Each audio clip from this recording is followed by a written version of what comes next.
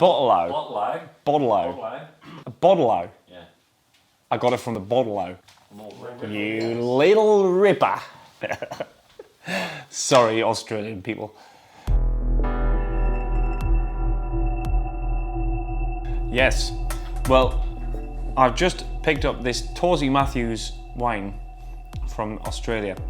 And if you watched my previous episode, you'll have seen a general overview of Australia. This wine's particularly interesting because it's from Eden Valley and it's from a frost-susceptible area. It's called the Frost Dodger. It's from a cooler region, so the area that this is grown in is susceptible to frost. It's risky business, so literally this guy's crop could just be wiped out for a year. If the little buds when they're coming out get frost on them, they're This year Chablis was totally ruined, so the Chablis vintage is going to be really small. So this one's called a Frost Dodger Shiraz, so I'm assuming that they've got problems with frost. I'm expecting this one to be big, but I'm not expecting it to be that juicy. It might be, so we're going to give this one a go. But there's another interesting thing about this wine.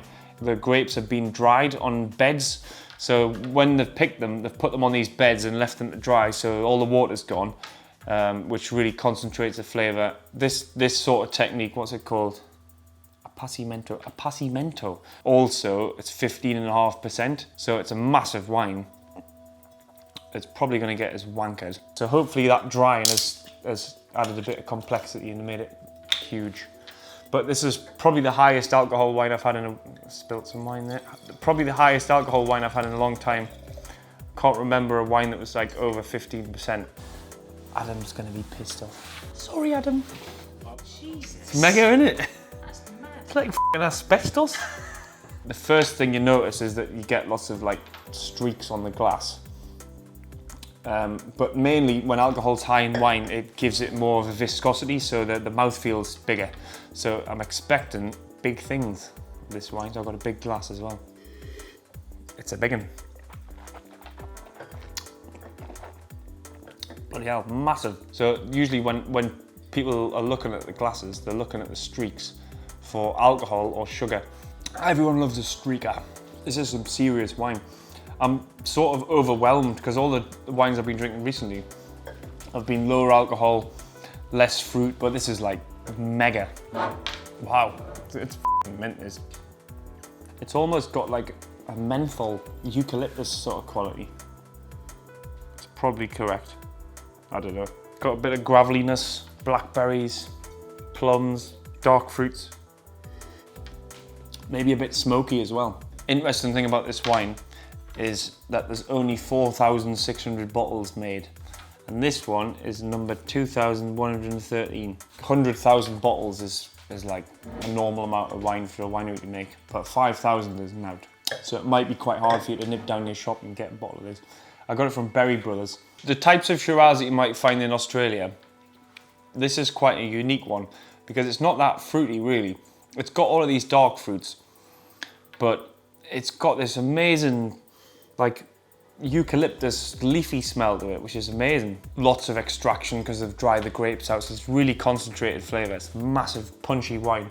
It sort of reminds me of stuff from the Rhône in France, like Northern Rhône, but it's just got more of a punch. It's bigger, it's got more viscosity, it's like a big wash in the mouth. It's going to be a good barbecue wine, but probably more serious foods like a nice rump steak. It might even go well with asparagus because it's got this sort of like vegetable-y edge. It's starting to smell of licorice now, it's changing in the glass. It's starting to go a bit more earthy now, so the earthiness is coming through. I really like what Torzi Matthews has done with this. I wasn't expecting to be that massive, it's absolutely mega. The drying of the grapes as well, so it reminds me of Amarone, so people who like Amarone are gonna like this. But this is really classy wine, bone dry. It's got everything you could ever want in a big red wine. Like you could drink this watching the telly on a winter's evening and it would be perfect. So this wine, I'm gonna give it a Geordie rating of 4 out of 5, which is belter. If you wanna buy it, you can get it from Berry Brothers, which is a website, and it's definitely worth 25 quid, it's mega.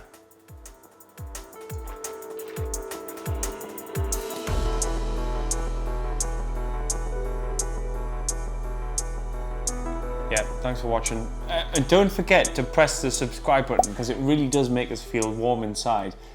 and you got the Twitter thing and the Instagram and the you got to tweet us and then follow us and then do the I don't know what it is, subscribe, etc.